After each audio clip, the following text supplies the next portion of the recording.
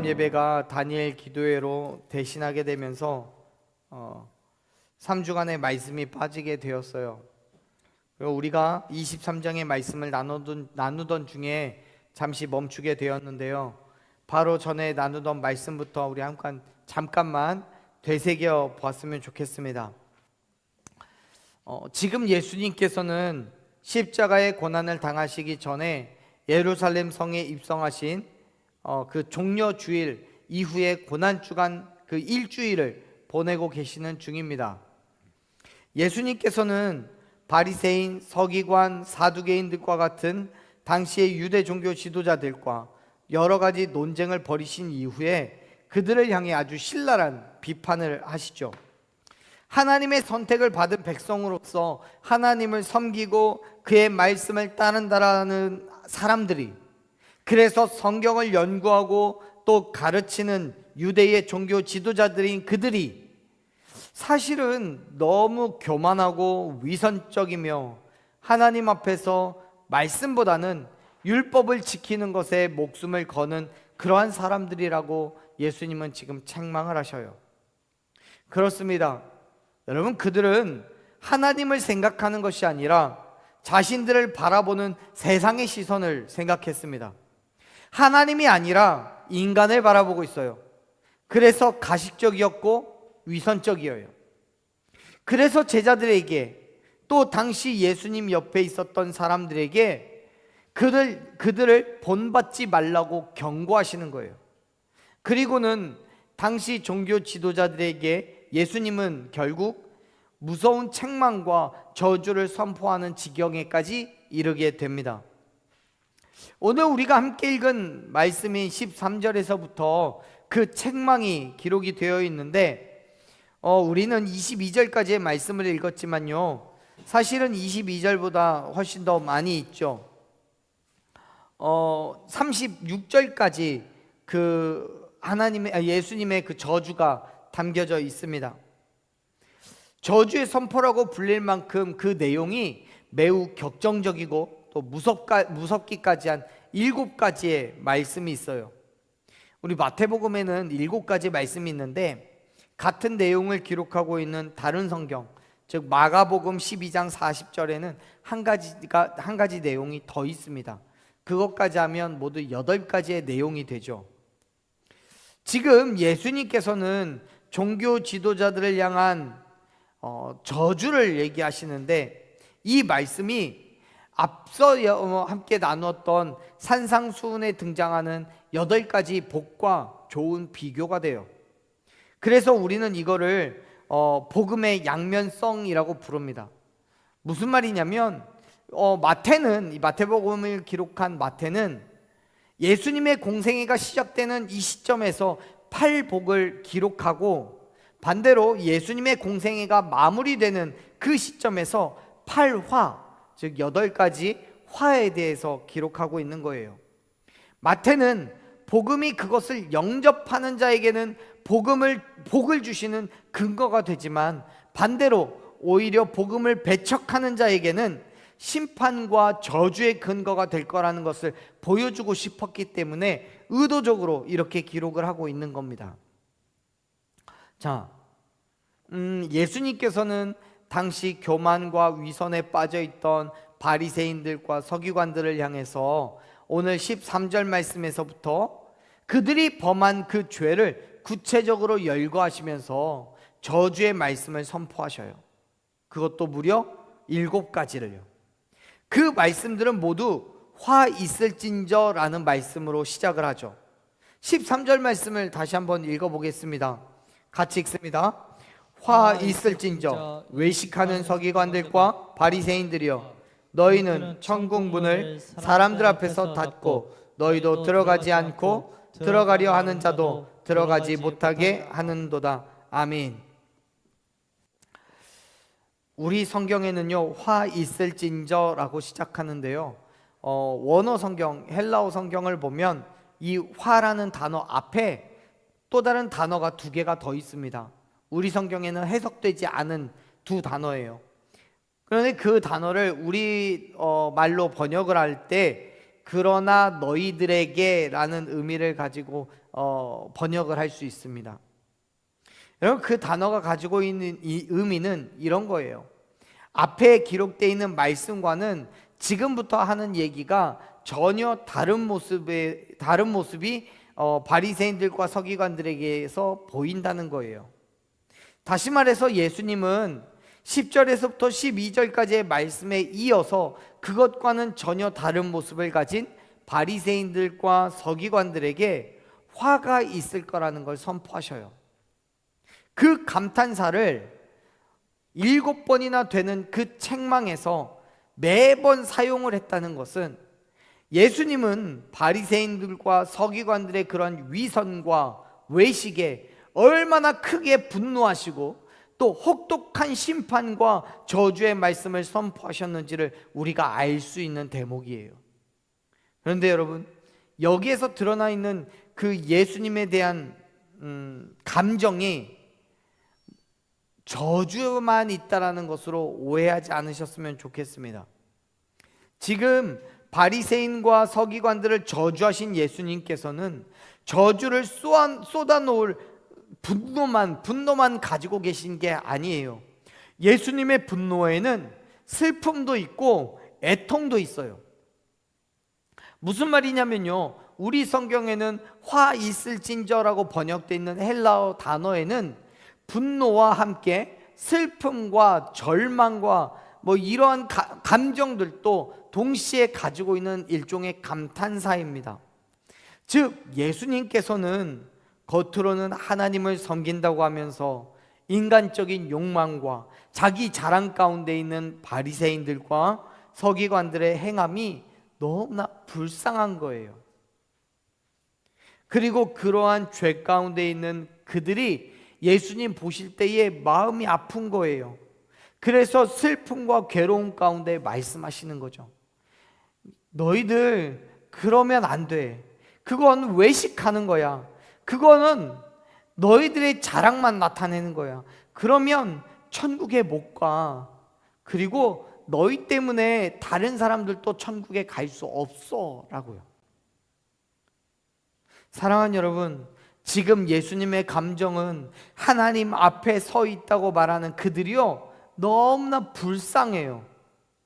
왜요? 그들은 너무도 자신만만하게 이렇게 해야 천국에 갈 수 있다고 말을 하고 또 그렇게 행동할 뿐만 아니라 남들에게도 그렇게 해야 한다라고 가르치고 있기 때문에 그래요. 하지만 여러분, 그건 틀렸잖아요. 그렇게 해서는 천국에 갈 수 없어요. 그래서 예수님은 그들이 불쌍한 거예요. 그게 전부라고 생각하고 그게 옳다고 여긴 그들이 불쌍한 거예요. 그렇게 살면 안 되는데, 그러면 하나님의 심판을 피할 수가 없는데 여전히 그들은 너무도 미련하게 그렇게 살아가고 있으니까요. 예수님은 인간을 향한 기본적으로 연민을 가지고 계시잖아요. 사랑하는 마음, 애잔한 마음이요. 그래서 불쌍한 거예요. 그와 더불어 자기가 그렇게 사는 것뿐만 아니라 남들에게까지 그렇게 가르치고 있는 것이 예수님으로서는 화가 나는 거예요. 사랑하는 여러분, 그리스도인들이 자기 자랑과 자기 욕망에 사로잡혀 있으면요, 정말 위험한 거예요. 왜냐하면 나만 심판받는 게 아니라 나를 통해서 그러한 잘못된 신앙의 태도를 배운 사람들 또한 같은 심판을 받게 되기 때문에 그래요. 보세요. 13절과 14절에 기록되어 있는 그 서기관과 바리새인들을 표현하는 단어를 보세요. 뭐라고 되어 있어요? 외식하는 이라고 되어 있잖아요. 화 있을진저 외식하는 서기관과 바리새인들이요. 15절에서도 그래요. 15절 말씀을 보면요, 화 있을진저 외식하는 서기관들과 바리새인들이요 라고 동일하게 이야기해요. 그런데 이 외식하는 이라는 헬라어 단어는요, 가장하다, 연기하다 이런 의미를 가지고 있습니다. 즉 서기관과 바리새인들이 행하는 거의 모든 종교적인 행위들이 하나님을 경외하는 그 경건한 믿음에서 나오는 자연스러운 것이 아니라 겉으로만 경건한 척하는 위선이었고 다른 사람들의 눈에 거룩하고 경건하게 보이려는 교만이라는 거예요. 그래서 그러한 이유로 하나님의 말씀을 왜곡하고 편협하게 해석해서 자기가 행할 뿐만 아니라 다른 사람을 가르쳐요. 그렇게 서기관과 바리새인들은 율법주의자, 형식주의자가 되었고 다른 사람들에게 그러한 믿음을 강요하며 죄를 짓게 했던 거예요. 그래서 13절을 보면 예수님 말씀하시죠. 서기관과 바리새인들이 천국의 문을 닫아버렸고 자기들도 들어가지 않을 뿐만 아니라 다른 사람들조차 들어갈 수 없게 만들었다고요. 그렇습니다. 그들은 자신들의 잘못된 생각과 행동으로 자신들은 물론이고 다른 사람들까지 하나님으로부터 심판을 받게 해버렸어요. 그건 지금도 여전히 동일합니다. 그리스도인들이 서기관이나 바리새인들과 같이 자기 자랑과 자기 욕심에 빠지면 하나님의 말씀과는 상관없이 자기 뜻대로 살 뿐만 아니라 내가 믿음의 기준이 되어서 다른 사람에게 영향을 주기 때문에 문제가 되는 거예요. 정말 모르는 사람은 그게 진짜 그리스도인인 줄 알잖아요. 예컨대 어느 교회 목사님이 잘못된 믿음과 그에 따른 교리를 성도들에게 가르치면 우리는 뭐라고 불러요? 그 사람과 그 목사님과 또 그 교회를 우리는 뭐라고 불러요? 이단이라고 불러요. 왜요? 하나님이 가르친 것과는 다르니까요. 분명히 하나님을 섬긴다고 하고 하나님의 말씀을 따른다고 하고 심지어 같은 성경을 보고 있지만 그 성경 가운데서 발견해내는 진리가 또 말씀에 대한 해석이 하나님의 뜻과 그의 방법과는 전혀 다른 방향으로 가고 있으니까요. 그래서 이단인 거예요. 그런데 문제는 뭐예요? 그 목사님만 혹은 그 교회만 이단이면 그래도 괜찮은데요, 그 목사님 때문에 교회 성도들도 이단이 되는 거예요. 또 그 성도들이 전도해오는 다른 사람들도 이단이 되는 거예요. 신천지가 그렇잖아요. 여호와 증인이 그렇고요. 하나님의 교회가 그래요. 그래서 목회자들이 말 한마디, 행동 하나가 중요해요. 많은 기도와 말씀의 묵상 가운데 해야 하는 일들이에요. 그런데 여러분, 목회자들만 그래야 되는 게 아니잖아요. 세상이 목사들만 바라보고 있는 것이 아니니까요. 모든 그리스도인들이 동일해야 돼요. 왜요? 세상 사람들은 그리스도인들의 말과 행동을 통해서 하나님을 판단하기 때문에요. 그래서 우리의 언행이 어떠냐에 따라서 세상 사람들에게 복음이 들려지기도 하고요, 또는 배척되기도 하는 거예요. 내가 천국의 문을 닫아버리면 나도 들어갈 수 없지만 다른 사람들도 들어갈 수 없게 만들어버리는 거예요. 사랑하는 여러분, 간절히 소망하건대 정말 그리스도인으로서 살아가십시오. 내 욕심으로, 내 자랑으로 믿음의 삶을 살아가는 것이 아니라 오직 예수 그리스도의 죽으심과 부활하심을 믿음으로 말미암아 나를 통해 오직 예수 그리스도만 증거되는 삶을 결단하는 저와 여러분 되기를 간절히 축원합니다. 그래서 나를 바라보고 복음이 무엇인지를 분명하게 판단해서 그 복음으로 천국의 소망을 품는 사람들이 나타나는 그 삶을 살아가십시오. 그게 진짜 그리스도인이잖아요. 그렇습니다. 여러분, 그리스도인은 아무도 보지 못하는 어디 산골 오지에 틀어박혀서 홀로 성경 보고 예배하며 사는 사람들이 아니에요. 오히려 세상 속에 적극적으로 복음을 선포하며 드러냅니다. 그래서 더 위험하고 더 조심해야 되는 거예요. 여러분, 그리스도인은 그의 삶의 모습 하나하나가 복음이고 예수 그리스도라는 사실을 믿으시길 바랍니다. 그래서 바울은요, 에베소서 5장 1절에서 얘기하는 거예요. 하나님을 본받는 자가 되라고요. 나를 통해서 하나님이 드러나기 때문에요. 물론 당시에 서기관과 바리새인들도 마찬가지예요. 그들도 자신들만 온전한 믿음의 삶을 살아가겠다고 작정하지 않았어요. 자기들이 의도한 대로 믿음의 삶을 살아가는 것은 당연한 것이고, 거기에 더하여서 자신들의 믿음을 다른 사람들에게도 가르쳐서 그렇게 살아가게 하기도 했어요. 15절 말씀 보면은 그렇잖아요. 15절 한번 읽어볼까요? 읽습니다. 화 있을진저 외식하는 서기관들과 바리새인들이여, 너희는 교인 한 사람을 얻기와여 바다와 육지를 두루 다니다가 생기면 너희보다 배나 더 지옥 자식이 되게 하는도다. 아멘. 지금 15절에서 하는 말씀은 그거예요. 서기관들과 바리새인들이 자신들의 공동체, 자신들의 그룹에 사람들이 들어오게끔 하기 위해서 바다와 육지를 두루 다녔대요. 그러다가 한 사람이 생기면 그 사람을 너희보다, 즉 바리새인이나 서기관들보다 배나 더 지옥 자식이 되게 한다고 얘기해요. 여러분, 예수님께서는 서기관과 바리새인들이 그들 스스로 천국의 문을 닫아버렸고, 그래서 자신들도 들어가지 못하지만 그들의 영향을 받은 다른 사람들도 들어가기 못하게 했다는 것을 지적하신 후에 그 일을 더욱 정확한 사실로 말씀하셔요. 즉, 외식하는 종교 지도자들이 자신들의 종교적인 세력을 확장시키려고 애를 쓴다는 거예요.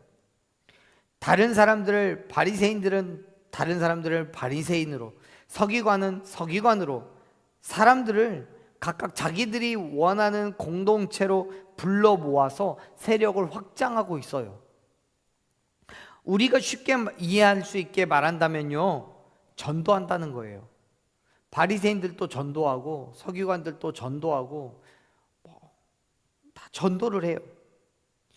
근데 여기에서 우리 성경에는 교인이라고 번역되어 있는 헬라어는요, 새로 온 사람이라는 의미를 가지고 있어요. 새로운 사람, 즉 유대인으로서 바리새파나 또는 서기관의 공동체에 들어온 사람이 아니라 이방인으로서 유대인교로 개종한 사람들을 말하는 거예요. 당시의 유대교에는요, 두 종류의 개종자들이 있었습니다. 발음이 이상하긴 한데요, 오해하지 마십시오. 개종자라는 거는요, 종교를 바꾸었다라는 의미입니다. 두 종류의 개종자들이 있었는데요, 한쪽은 완전하게 또는 전적으로 개종한 사람들이에요. 즉, 이 사람들은 지금 이방인의 신분을 가지고 있었어요, 본래요. 그렇기 때문에 유대인으로서 하지 않았던 할례를 개종을 하면서 그 할례를 받고 모세의 율법을 유대인들과 동일하게 지키겠다고 맹세한 개종자들입니다. 그리고 또 한쪽은 율법을 지키기는 하지만 할례까지는 받지 않은 사람들이 있었어요. 여러분, 당시의 유대인들은 이방인들을 개종시키는 것에 매우 적극적이었습니다. 자신들의 세력이었고 그 세력이 곧 당시 사회의 기득권이었기 때문에 어떻게든 우리 세력에 조금이라도 많은 사람들이 들어오기를 바랬던 거예요.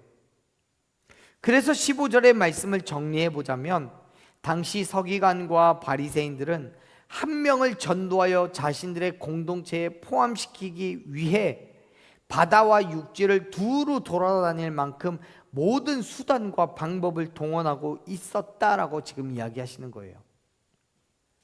그런데 여러분, 말씀을 잘 살펴보면 예수님께서는 그러한 서기관과 바리새인들이 수단과 방법을 가리지 않고 사람들을 전도하고 있는 것 그 자체에 대해서 지적하고 계시는 게 아니에요.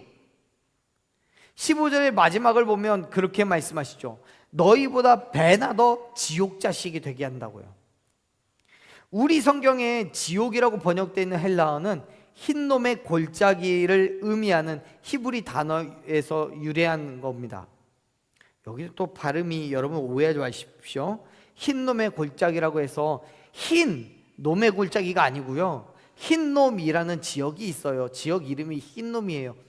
죄송해요, 왜 이름을 그렇게 지었는지 모르겠어요. 근데 흰놈 골짜기예요. 이 흰놈의 골짜기는 예루살렘 남쪽에 있는 계곡의 명칭인데요, 그곳에서 우상 숭배자들이 사람을 불태워서 몰록이라는 우상의 신에게 희생 제물로 바쳤어요. 그래서 그 흰놈의 골짜기는요, 항상 불이 꺼지지 않았어요. 제물을 불태우는 그 불이요. 이곳에는요, 온갖 종류의 쓰레기가 있었고 죽은 동물, 심지어 매장되지 않은 범죄자들의 시체까지도 불타오르는 곳으로 변해갔습니다. 악취를 내뿜으며 불이 꺼지지 않고 타오르는 이곳을 보면서 사람들은 최후의 심판 이후에 악한 죄인들이 들어가게 될 지옥을 연상하게 되었어요. 그래서 결국 이곳을, 그 흰놈의 골짜기를 지옥이라고 이해하게 된 거예요. 지옥이 정말 우리가 지옥에 가게 된다면 이런 모습이겠구나라고 생각을 한 거죠. 결국 지옥 자식이라는 표현은요, 흰놈의 골짜기에 던져져서 타오르는 그 불에 태워지는 사람처럼, 또는 최후의 심판 때에 지옥에서 형벌을 받는 사람처럼 멸망에 처해질 사람이라는 그런 의미를 가지고 있는 거예요. 그것은 개종한 이방인들이 진리 그 자체에 대하여는 전혀 알지 못하고 위선과 가식에 뒤덮인 종교 지도자들에게 배우고 본을 받아 하나님의 백성된 바른 믿음의 삶을 알지 못했을 뿐만 아니라 오히려 잘못된 율법주의적인 믿음의 태도를 가지게 되었다는 의미예요. 그런데 더 무서운 건 뭐냐면, 여기에 더하여서 과거의 잘못된 이방인의 때의 습관까지도 가지고 있었기 때문에 그들을 가르치는 서기관이나 바리새인들보다 배나 더 문제가 있었다는 거죠. 여러분, 그 문제가 어디에 있습니까? 이방인들에게 문제가 있는 것이 아니라 바르게 복음을 전하지 못한 서기관이나 바리새인들에게 그 문제가 있어요. 이런 거예요. 혹 정말 100번 양보해서 이방인들에게 이전에 잘못된 이방인이었을 때 행했던 잘못된 믿음의 태도가 있다 할지라도, 당시에 그들을 유대인으로 받아들여서 교육하고 가르쳤던 그 종교 지도자들이 진짜 하나님의 말씀과 진짜 하나님이 원하시는 행함을 바르게 가르쳤더라면 그들은 그러한 죄를 더 이상 짓지 않겠죠. 죄를 회개하고 하나님께로 온전한 믿음의 삶으로 결단하고 나아갔을 거예요. 하지만 그렇지 않았다는 거예요. 예수님 보실 때에 그 서기관들과 바리새인들이 잘못된 믿음을 가르쳤기 때문에 이전에 그들에게 했던 이방인의 습관과 더불어 잘못된 그리스도인의 태도를 가지고 있었어요. 그게 문제인 거예요. 그래서 예수님은 그 바리새인들과 서기관들에게 화가 있으리라고 분노와 저주를 퍼부으시는 거예요. 그렇습니다. 사랑하는 여러분, 지금 우리는 어떤 모습의 그리스도인으로서 살아가고 계십니까? 우리의 삶이 하나님 앞에서 바르지 않다라면 그러한 삶을 살아가고 있는 우리도 문제가 되겠지만, 더 큰 문제는 우리를 통해 예수님을 바라보는 사람들이 잘못된 믿음의 태도를 갖게 된다는 것에 있어요.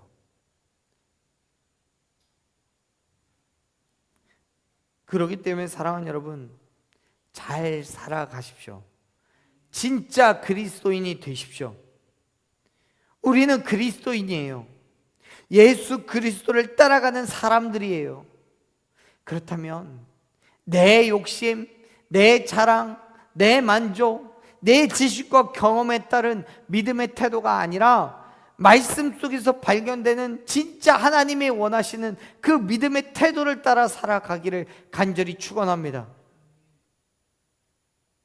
나를 통해서 예수 그리스도의 말씀이 살아나져야 되는 거고요, 나를 통해서 그의 말씀이 증거되어지고 선포되어져야 한다는 사실을 기억하시기를 바라요.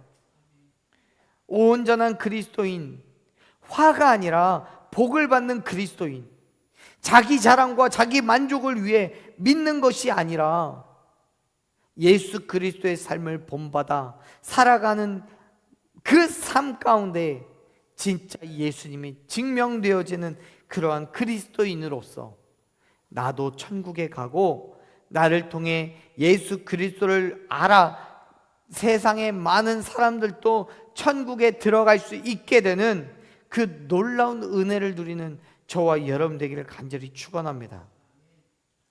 화 있을진저, 화 있을진저.